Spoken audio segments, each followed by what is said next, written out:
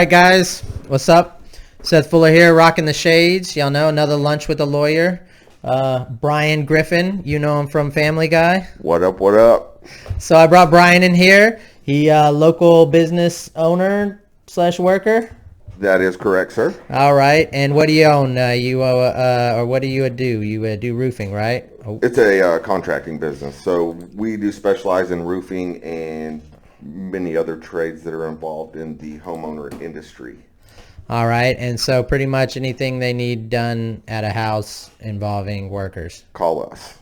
All right, and so your number is 469-815-5341.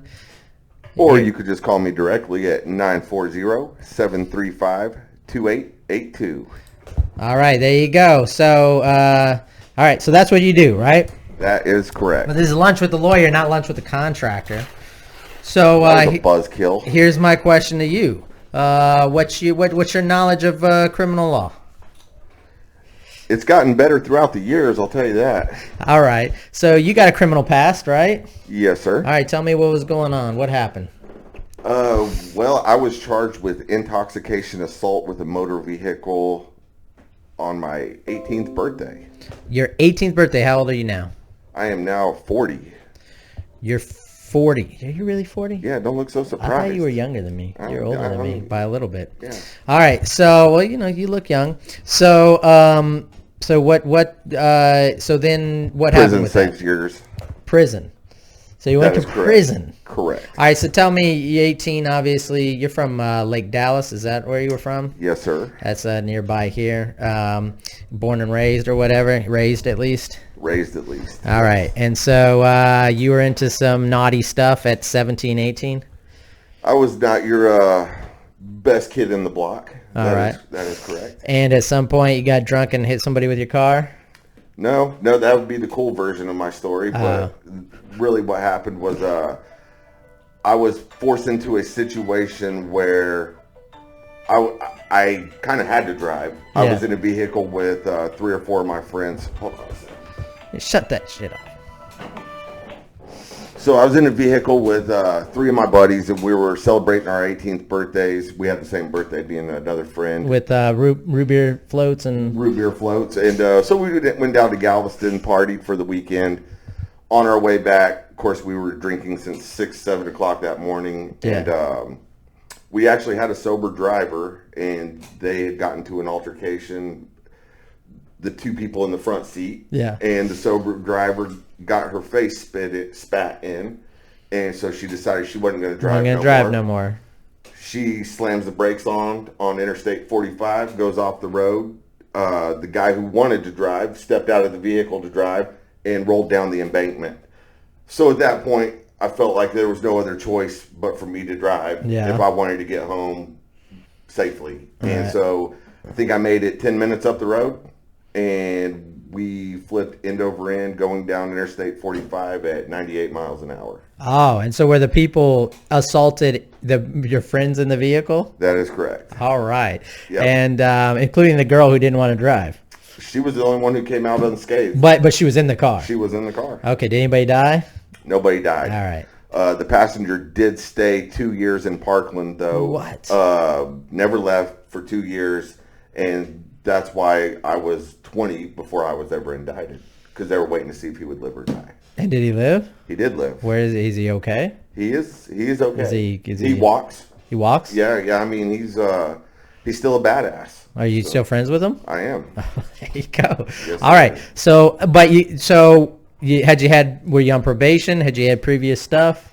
So this is actually an interesting part of the story. Coming right back. I'm guessing in the 2 years that you were waiting, you got in some trouble. I actually didn't get in trouble. Oh.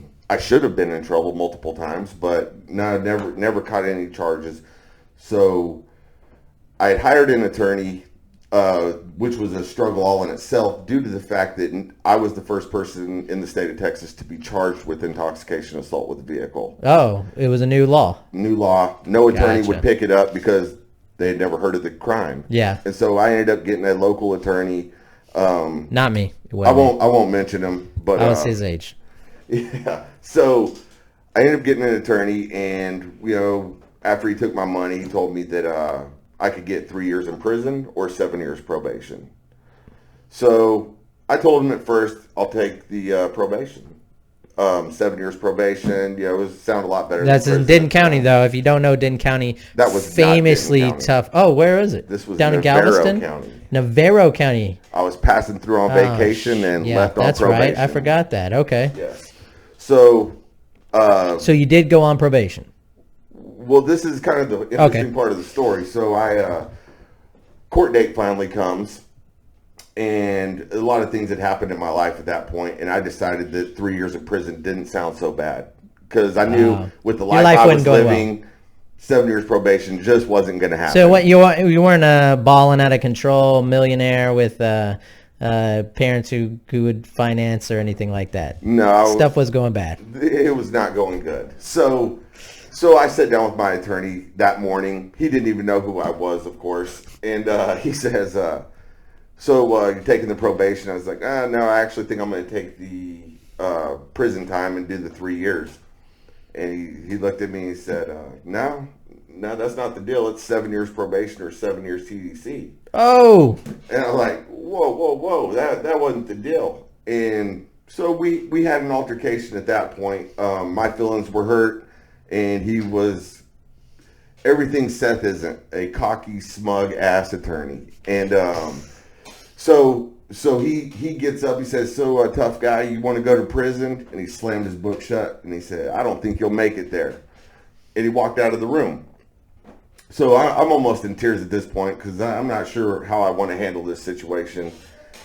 And of course we show up to, he sticks his head out of the courtroom door.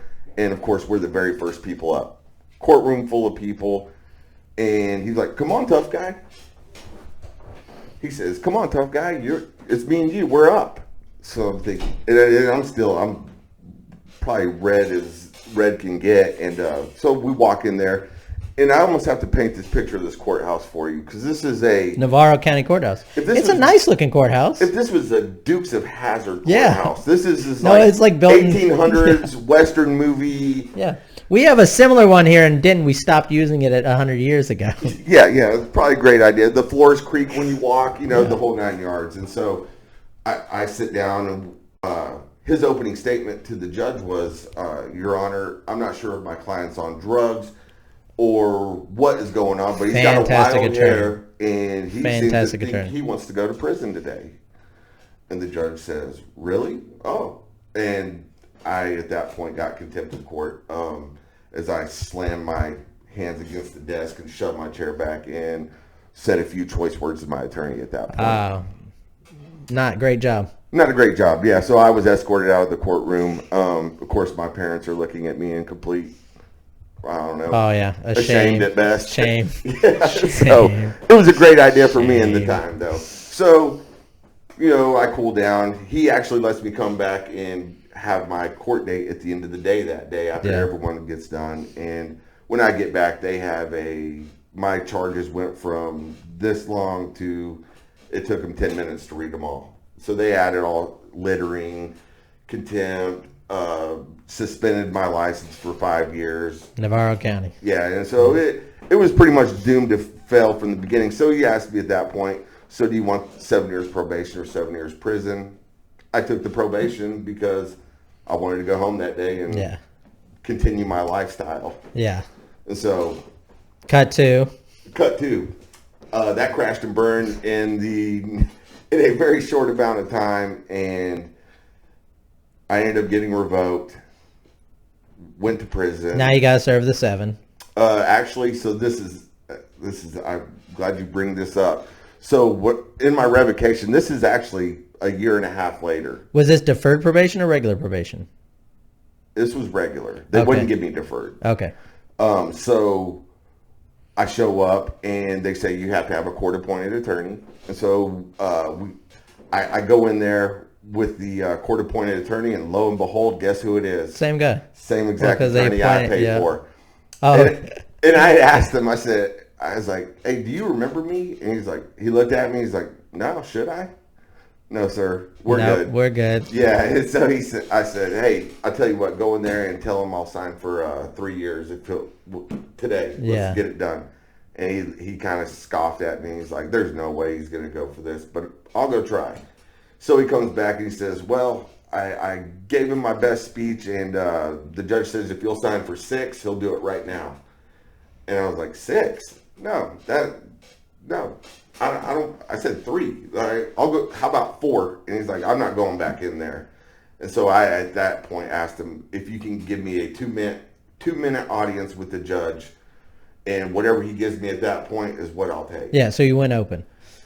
So he gave me an audience with the judge, and I gave him my 45 seconds of how I really felt, and that I really wasn't a terrible guy. Yeah.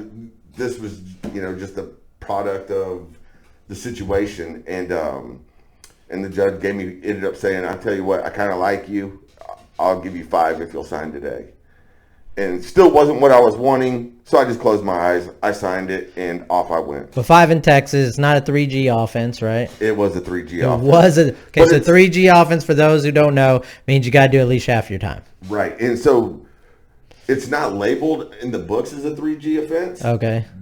But it's an assault of offense with a weapon. Gotcha. The vehicle being the weapon. So it automatically classifies as a 3G offense. Okay, so at the time it wasn't in there yet, probably at the time, and then. Well, that was my whole deal, because when I signed, I was like, as long as it's not aggravated, I don't care. If it's not 3G, for anybody who doesn't know this stuff, you're looking at like 8 months to a year.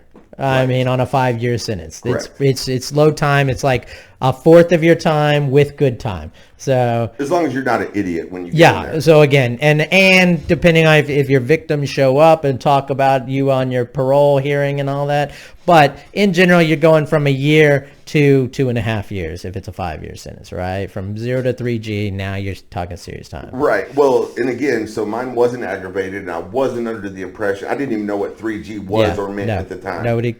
So just like Seth was saying, I'm there for 4 months, and they're like, hey, you got a parole hearing. So I was like, great. This is playing out exactly like I wanted. So I go, well, just for the record, there is no parole hearing. You never go in front of a board. No, it's all behind doors. Yeah, you sign a piece of paper saying, I want parole. I want parole. And then they look at it, and then they talk at each other in a little room like this, but in a much older prison. And it says, hey, what do you think about this guy? And really, it's all about how full their jail is and how much of an asshole you were. That's right. So about 4 months later, I get a letter in the mail and says it's from the parole board. And so I'm like, all right, great. I open it up, and it says serve all on it. And I'm thinking, I don't even know what that means. So I asked the dude next to me, I'm like, hey, I got a serve all. Is that good? He's like, yeah, you're an idiot. No, that means you have to serve all your sentence. And of course, at that point, anger subsided. Then I learned about 3G and what all that meant.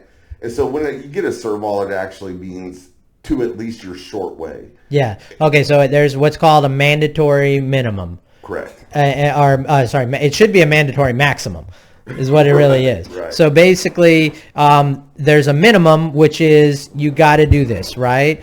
Right. So, and again, usually that's like, if it's not a 3G offense, it's like a fourth of your time, as I recall, with good time and everything. And so that's when you start being eligible for parole. But then there's written to a law this weird, it's a mandatory, but it's not actually mandatory. But essentially, if you serve this amount of time, in the 3G offense, it's usually a little over half, then they have to let you go unless you've been a true bad guy. So it's kind of, it's not actually mandatory, but it is. Essentially, it's at that point kind of the burden shifts, and they have to say why you should stay in rather than why we should let you out. Right. So it goes from them going, why should we let this guy out, to them going, why should we keep this guy in? And what was that for you? So my serve all time ended up being just shy of 3 years. 3 years in prison. In prison. And that sucked. Oh, yeah. This is another little weird spot. So typically whenever you go to prison, I'm the only exception that I've found to this date. Whenever you sign for your time, you ship out of county jail, and now you're on your way to prison, you go to what's called a transfer Yeah, facility. this is where is it? Is it Gonzalez? Well, they're any state jail. Oh, okay. So Ooh, state our jail- tacos. Hold on, Right taco there, time. young lady. Go ahead, keep going. Thank you very much. Thank you, Miss Nicole. So hold on, where was I? So you Oh, said yeah, you transfer shift out. You unit. go to this place. It's a state, and basically they decide where to put you from there. Right, and you have to stay there. Everyone goes there for 2 years, and it's essentially to figure out how you play with others and where they have an opening. So my particular instance, I didn't even catch the chain out of county like everyone else. So Yeah. they take me in a cop car on a non-chain day, Yeah. drive me to Huntsville. So when I show up, everyone instantly thinks I'm a cop. Yeah. Yeah, which was great. So you got this 5'8", Yeah. 160-pound white guy. Kind of looks like a cop. I get that often. But so I show up there and you do your 30-day diagnostics there or whatever, and then from there you go to a transfer unit, wherever that may be. So the alternative to a transfer unit is called an ID unit.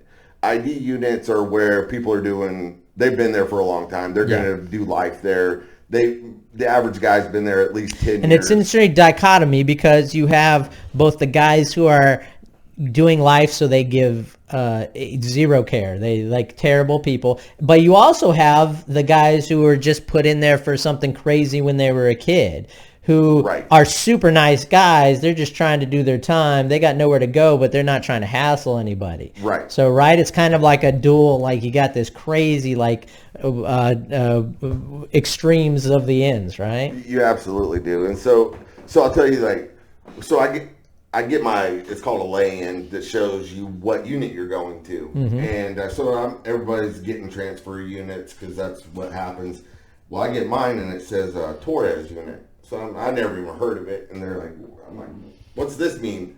And of course, everybody's there like, oh shit, you're going to Torres. It's the gladiator unit. And I'm like, I don't even know what that means. And so I'm like, okay. So it's transfer though, right? No, that's an ID unit. So now you have to envision this. Whenever you go to a transfer unit, you've been there for 2 years. Over that 2 years, you accumulate letters, commissary. So whenever you're moving around, you at least have one Santa bag full. Yeah. I showed up to the ID unit with the orientation booklet in my Santa bag. That's it. Yeah. Nothing. And so everybody there was like, fucking cop. Yeah, cop. Guaranteed cop. So how long you been down?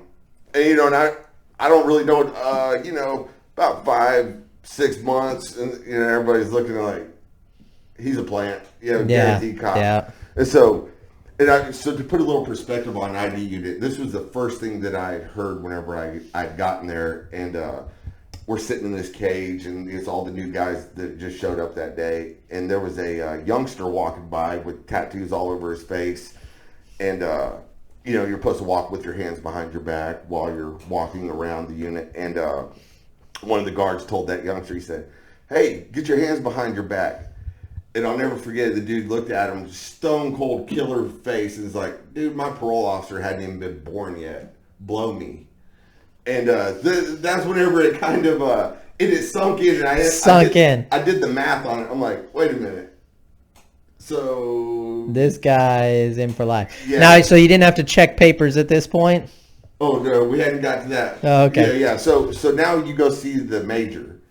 And everybody goes and sees the major, and he looks at me, and he's laughing because he knows what it is already. Yeah. He's like, they threw you to the wolves. They got you good. Yeah, they threw you to the wolves, man. And so he tells me, he's like, well, today you're going to get in a fight. The first fight's on me. The second fight is on you. And so I'm sitting here thinking to myself, what are you talking about? I don't want to fight. What? Yeah. No. Yeah, I choose option D. Yeah. Well, none of the above. I'm going to get in a fight today. I'm not going to get in a fight. So they send me over to, of course, where all the youngsters are.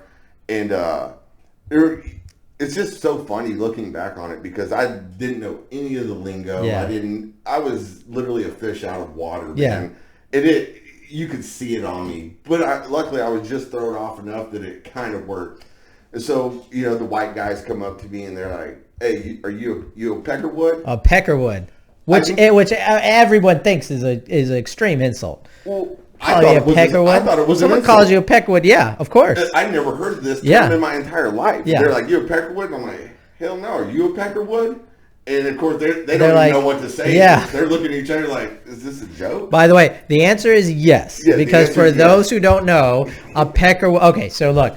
Everybody tries to impose their morality upon the prison system. That's not how it works, okay? It's like being, again, in a mental institution with more violence. It's basically a bunch of crazy people and then a bunch of criminal people and then a bunch of dudes trying to get by. But those, you insert 10% of crazy people in a population and they can disrupt the entire thing. And so peckerwoods are essentially the white guys. That are willing to fight. Yes, and so the true white guys, the down white guys. Right. Now, you could call it a gang, white supremacist or whatever.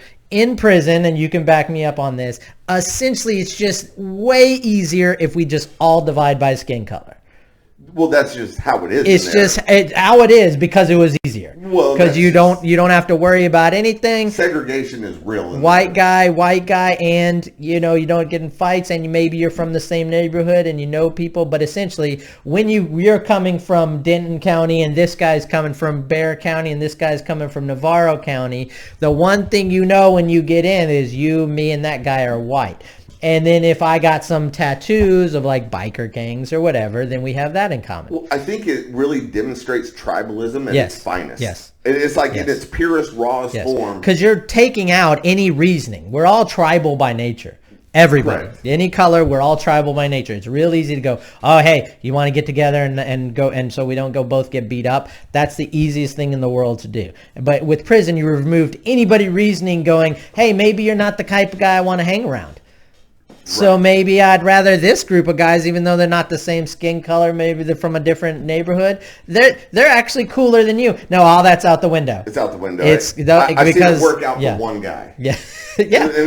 I mean, out of the 30 guys that I've seen, that were white guys, and they came in as Crips, and it just never worked out well. Yeah, it doesn't go well. So to make a long story short, you essentially have to check papers when you get in there, which is they're trying to make sure you're not a cop, and they're basically just trying to see what kind of dude you are. Yeah. And it's essentially like Genghis Khan showed up at your door, which is you got two options.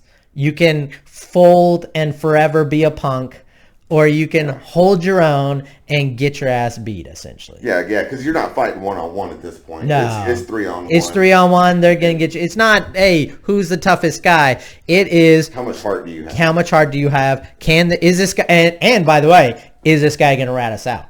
Exactly. That's a big part of it. Again, and if you get beat up by if you get beat up by 3 guys, maybe you won't rat them out when it comes down to it. Yeah, and just snitching period is just so you do 3 years. 3 years. Terrible. Again, I try to tell this to people. Whatever you think prison is, it is not. It is in some degrees better. You're probably not getting raped every day. No. Like you can even get by not getting raped. There's plenty of guys willing. Yes, exactly. But it's also psychologically worse. You can't imagine. Until you've been in a place where you have a population of people who don't care, like there's no reasoning with them. There's no, wait, what? Why? What are we doing? Hey, man, let's talk this out. There's none of that. No, it's out the window. It's just that dude's having a bad day, and you hope he doesn't shank you. And that's 90% of the time, you know what I'm saying? And every day you have a guy who's smearing feces on the wall and flooding his cell. Think of the craziest shit you've ever seen and then times it. And it's every day. Every day. And again, I try to tell people this. You can't understand if you've ever been in that environment with a crazy person. The one thing you could do is like, the day is almost done. I'm almost out of here. I can get out of here. As soon as I get this crazy person away from me, I can go back to my normal life. In prison, it's literally, this is it. This is it. This is my life. Well, and the other misconception is, out of all the guards that are there, we're there for their entertainment. Yes. They're not there and to protect the reason you. they called it the Gladiator Union is because there's a tendency in some of these places to watch the fights and bet on them. So this is actually funny. It was about 3 or 4 months in, and this guy woke me up because I had to figure out how to create fire out of a light socket, and I was the only guy in the area that was doing it. And so I get woken up one Sunday morning, and dude, hey, light this cigarette for me. I'm a terrible morning person to begin with, so I instantly feel disrespected. They let me out of my cell, and I go call the guy out, and he's like, "Oh yeah, so we're gonna fight." And everyone says, "No, wait a minute, hold on a sec. We gotta go tell the guards real quick." Yeah. I'm like, "Whoa, what do you mean gonna tell the guards?" Yeah, snitching. That's the worst thing you could ever do. So they come back and tell me, "Well, in about 7 minutes, y'all can fight. They're gonna bring the other guards down. They want to watch it." So and I don't even think it's real at this point. Yeah. No, it was very real. That's exactly what. And that's what happened. Yeah. They waited till they got their other homeboys down from the other side of the unit to watch this fight. To watch the fight, and that's why it's Gladiator. Because everybody's been wanting to watch this other guy get in a fight. Not uncommon. And by the way, again, we're kind of imposing morality on all these terrible, terrible people. Look, we watch UFC fights. We enjoy Nature them. of the beast. They didn't come to you and say, "Hey, you should get mad at this guy for asking you to light a cigarette." They didn't come to him and go, "Hey, make that guy light your cigarette." All they do is like, "Hey, shit was going down either way. If you're gonna fight, we want to see it. We want to see it. We want to see it." And I appreciate that because I'm that same guy. Yeah. Look, World Star is literally, if you're going to fight, we want to see it. Yeah, I like the UFC is, point system. Hey, you two guys are going to fight. We want to see it. So it's a terrible place. Let's skip to it. You get out. Yep. Turn your life around. I did. I made a conscious choice. And I always said the one thing, I always had a couple cellies in mind that I would always keep a mental note of. And that was like, it was in those beginning days, the motivation to not go back to my old lifestyle. Yeah. To know that I couldn't hang out with the same friends that I was hanging out with. It didn't mean I had to be an asshole and hate them, but it meant I needed to start being selfish and doing things for me instead of trying to impress people that, were my friends at the end of the day. Yeah. But I think another word for it is called growing up. Yeah, you grew up, and that's the craziest thing is you were 18 when it happened, 20 when you went in, somewhere around there. Yep. It's for us.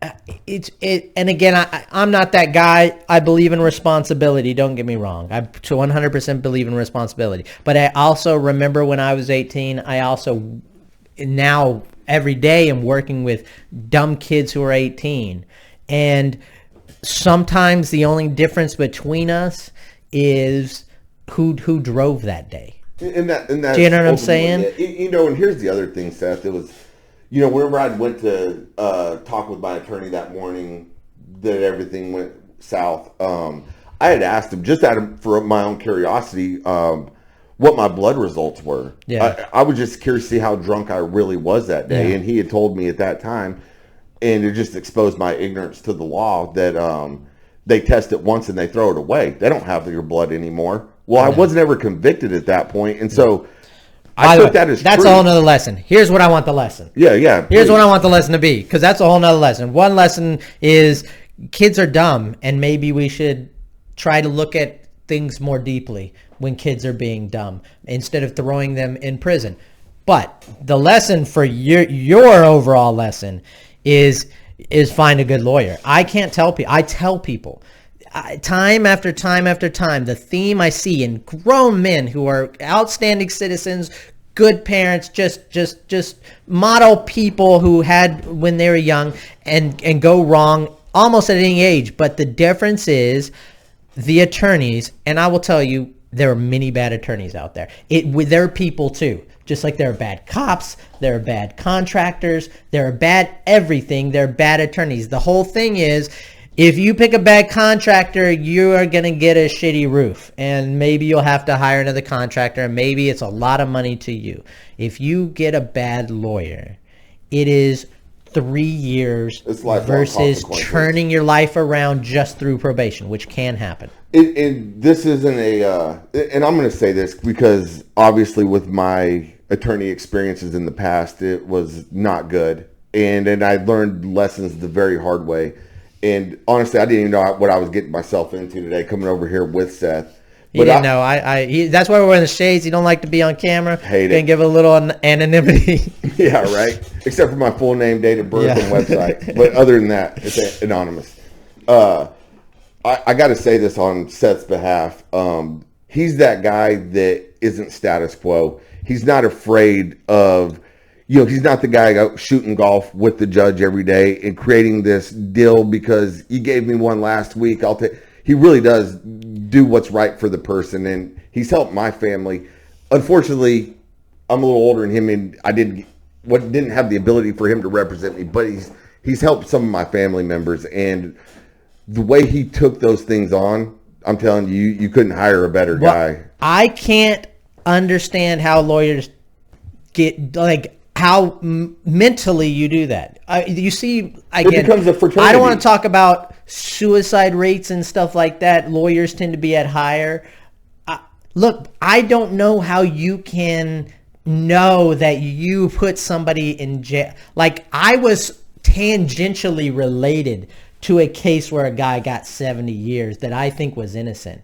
That weighs on me. I did the appeal for next to nothing. Again, I wasn't the lawyer. I didn't do it. I just was tangentially related, helped out the lawyers that did it. But the fact that you have on your conscience that someone went to prison for 3 years that didn't have to go to prison. I get it. People, don't get me wrong. This is not a everybody should be free thing. No. There were guys in that prison who 100% needed to be there. There would be no other. You think you were? I don't know. I really do, because at the end of the day, I maimed somebody for the rest of their life. No. He broke his back. But look, all I care about is whether we could have turned you around without locking you in with those crazy people. Because for every one of you that turned yourself around when you got out of prison, there's the guy who can't handle it because he's trapped in a place with crazy people. You can't get an apartment. Yeah. You can't get a job. You can't go to your kid's school because you're a wolf in sheep's clothing. Yes. But you did.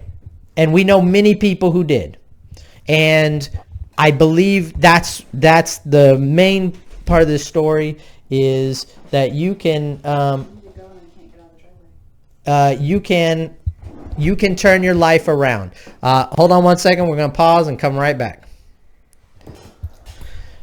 You can turn your life around. You did. We know so many people who did. You've worked with people who did, and whether it's at 18, listen, there's going to be some people who are going to their whole lives not have any trouble with the law. For whatever reason, they don't have any of the inclinations we do, whether it's nature or nurture or what. They don't have any of the inclinations we do to buck authority and to be a jerk to people in society. But whenever you turn your life around, you can do it. You've turned your life around. How long ago was that? When did you get out? You were 24? 2005. 2005. So it's now been 15 years. Yes. You've I would say, and I think you'd agree with me, done nothing but a steady upward trajectory since that point. That is correct. And with the help of a lot of people, again, communities. Definitely help.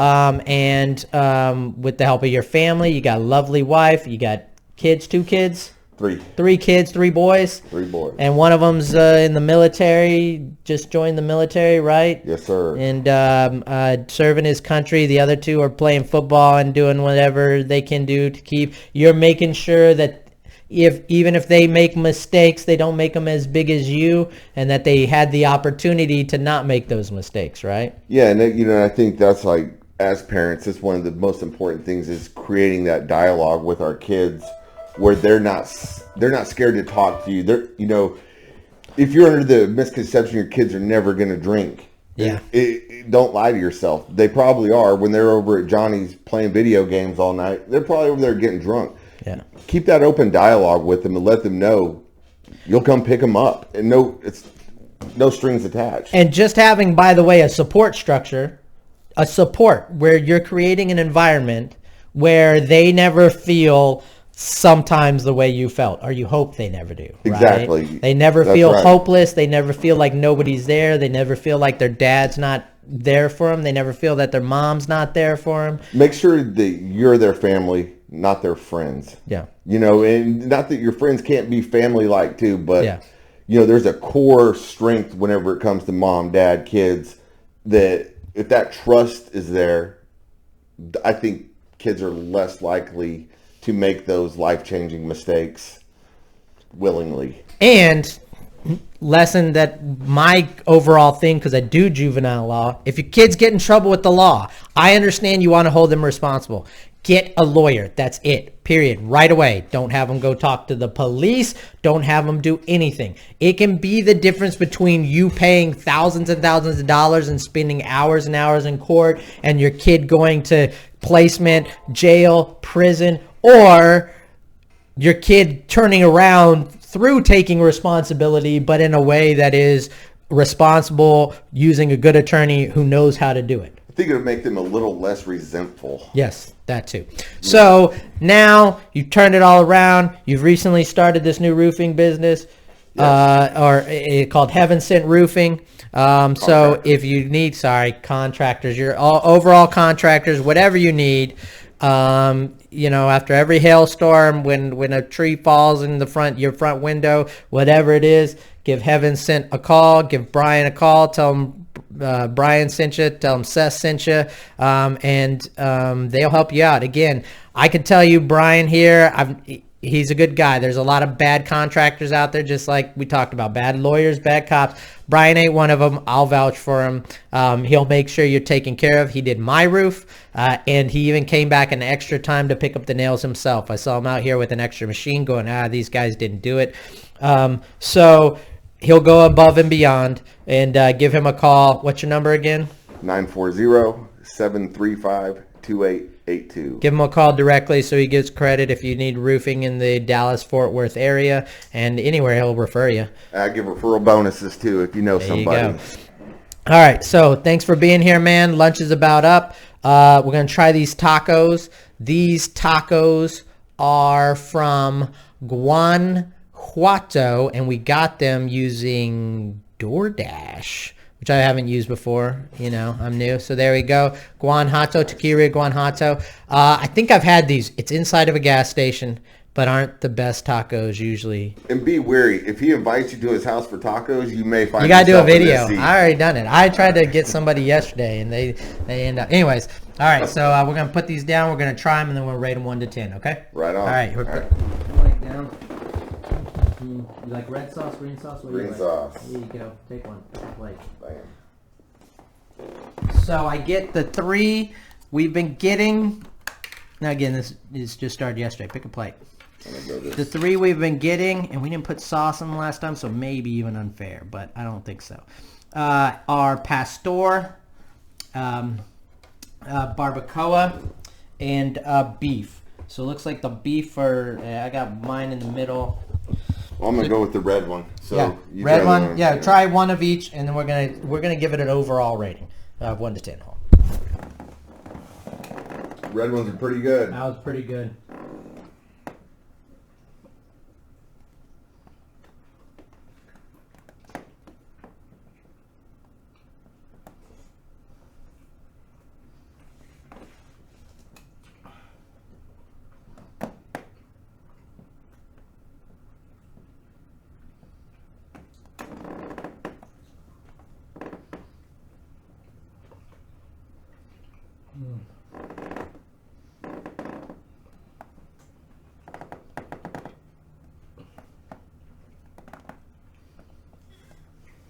Definitely has the authentic vibe to it.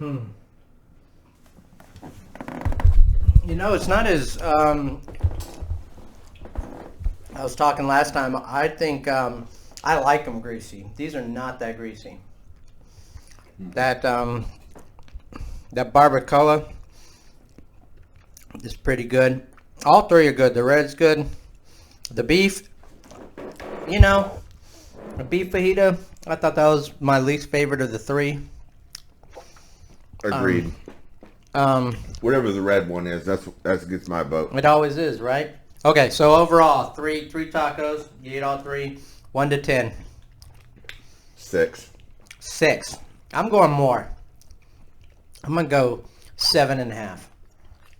I think these are pretty good tacos, not the best.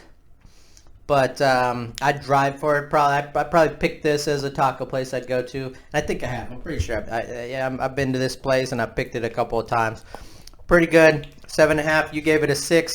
Thanks for coming over and getting ambushed, man. Again, guys, we've already, I think, peddled everybody's enough and promoted everybody enough. Go like this YouTube, do everything you're supposed to do, whatever it is these days. Hey, and just one final thing in closing, and this really is like one of the things I'm big on. Please don't drink and drive. Don't drink and drive. I mean, it's so easy to get caught in that situation, going out to a bar, and next thing you have no choice but to get your car back home. Don't set yourself up for failure, man. Going to jail would be the easy way. Hurting somebody for the rest of their life, that's the real sentence. But do not drink and drive. Don't do it. And again, you say that these days with Uber. I mean, this is DoorDash. It's basically there's an Uber Eats. Uber Eats is literally from Uber. You can Uber anywhere back to home and then back to your freaking bar. It will cost you money, but I mean, I don't have to say it. It's been said many times before. Like the money you would pay for even the most minor obstruction ticket if you're not even drunk. They'll pull you over and they'll give you an obstruction ticket. By the way, doesn't matter if they don't even get breathalyzers anymore. I don't know if you know this. I didn't. They go straight to blood. So all that matters is how you do on the field sobriety test. So if you fail this field sobriety test, you could be not drunk. You could be under 0.08. If you fail that field sobriety test, you're drunk to them. They take your blood and you will wait for about 6 months before you even find out if you're drunk or not. In the meantime, you're paying $75 to $100 a month for interlock and all that stuff. Yep. Right there, that was your Uber trip home, 1 month of that. So I have a law question for you, though, just out of curiosity. I have a buddy that's in law enforcement, and he is this a fact or fiction? If you have an open container in your vehicle, yes, is that a going to jail offense? Open container? Just an open container. They will send it to jail. What the problem? It's not necessarily. That's going to be a ticket if they want to, but they're gonna probably get you for DWI again, depending it's discretionary. on and then you have a minimum jail sentence for open containers. Gotcha. Open container carries with it a minimum jail sentence. So, good to know. don't have open containers again. Why? God, why? If you haven't got the message by now, I'm 39 years old. I'm a year younger than you. My entire life we've been being told this stuff. When don't you get it? Don't have an open container car. If you have an open container car, you're basically telling the police, the judge, everybody, F you. I didn't get the message that, Matt and everybody has been putting on TV since I was a kid. So thanks for coming, man. Absolutely. We're going to cut it out. Thanks, guys. Have a good one. I'll see you next lunch with the lawyer. Take it easy. Take it easy.